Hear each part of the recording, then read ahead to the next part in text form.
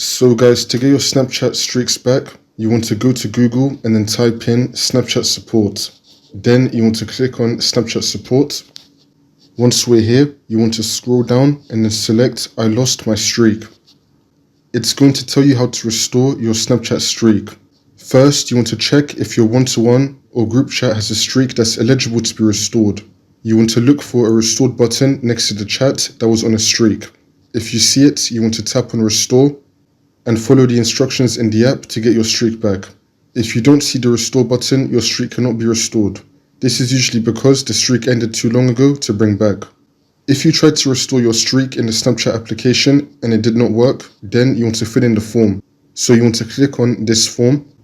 You want to fill in all of these details, your username, your email address associated with your Snapchat account if possible. If you don't have it, then you want to use a different email address which you have access to, your mobile phone number, and select if it's either a group chat or if it's a normal chat with your friend like a one-to-one chat, and you want to put in your friend's username.